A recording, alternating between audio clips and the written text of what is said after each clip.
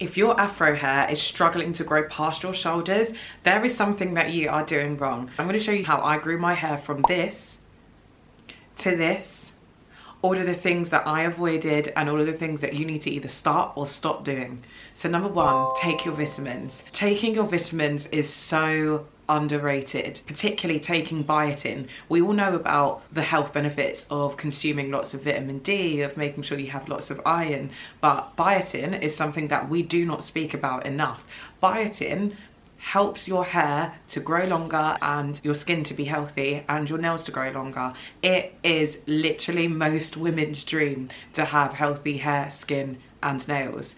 Biotin is the one product that you need to be taking and incorporating into your diet. I actually take a multivitamin called Well Women that already contains biotin. So make sure that you are incorporating vitamins into your daily diet, particularly biotin in your daily diet. You will definitely notice that your hair will be a lot stronger, which in turn indirectly helps it to grow longer, because if your hair's stronger, it's not going to break as much. So it's a win-win. Number two is when you're brushing your hair, you need to be brushing from the tip to the root, not the other way around. You should not be getting a comb or a brush, starting here and pulling it all the way down here.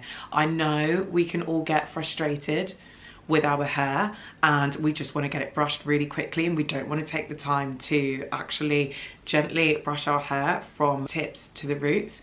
But it is one of the most important things when it comes to hair growth and even stopping your hair from growing, because you are literally dragging your hair out of your scalp when you are brushing it from your roots instead of the ends. So next time you brush your hair, make sure that you are brushing from the bottom, hold your hair here and then slowly work your way up until you get to your root. Number three, another one which I feel like we do not speak about enough, is moisturizing the ends of your hair.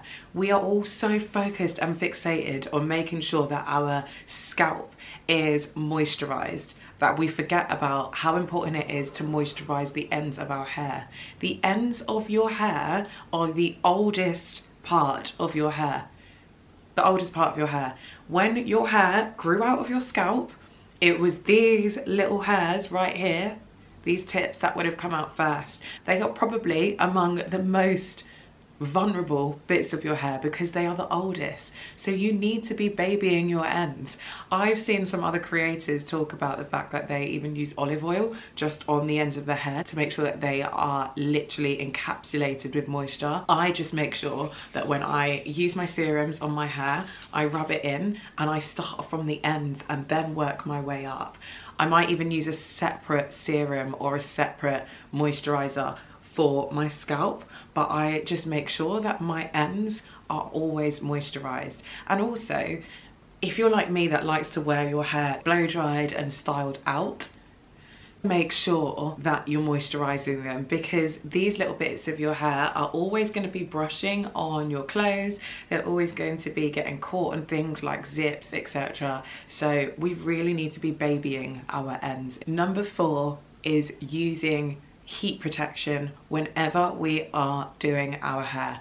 I know it's really quick and easy sometimes to just grab the straighteners, grab your hair dryer and just quickly go over it, and you think, I don't need any hair protection or heat protection. But every time we do that, we are literally burning our hair and we are exposing our hair to really harsh environments.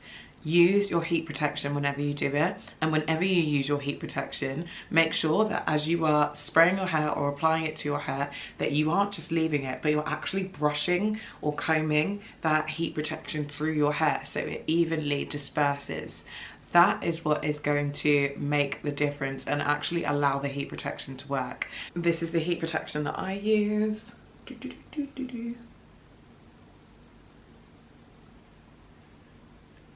I hope you can see that. This is definitely my number one, my favourite at the moment. Drink loads and loads of water. I feel like this is a given, and thank God I live in the era where everybody loves drinking water, because yeah, it's the best thing for you. It is, as I've said in other videos, I like to use this term a lot, but it is your holy grail. Not only is it going to help your skin, your hair, your nails, stops you from being dehydrated, but your hair's just gonna love it. When you are dehydrated, your hair naturally will become dehydrated too. So as much as you don't want to drink water, try and remind yourself that it's not just you that needs the water, it's your hair as well. Make sure you're drinking your 2 litres of water a day. When you're having a coffee, make sure you have a water on the side as well, just so you are always going to get that water and that hydration in. And finally, do not over moisturize your scalp. Some people are going to say, oh, their hair is different, their hair needs a lot of moisture. All Afro hair needs a lot of moisture, but do not overdo it. There isn't really a need for you to be using heavy creams on your hair, on your scalp, every single day. There is absolutely no need to do that. Your hair on its own produces a lot of oil, so when you are putting oils and creams on your scalp, your hair is going to absorb that. It's going to also be producing its own oils all the while. So when you now add more on every single day, you will clog your pores and you don't give your scalp a chance to breathe. So make sure you allow your scalp a little bit of time to breathe.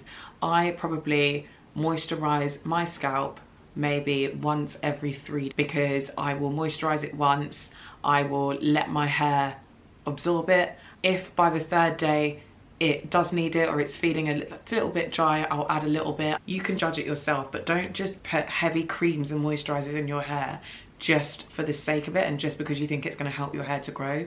You're probably being really counterproductive by doing that. I hope all of these tips and my do's and don'ts have helped.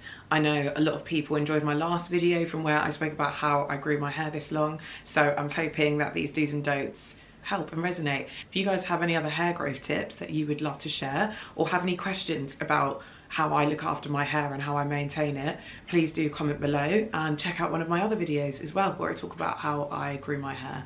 I like to be very straightforward with no BS, so ask me any questions and I will always be honest and answer them as quickly as I can. And yeah, don't forget to subscribe. Thanks.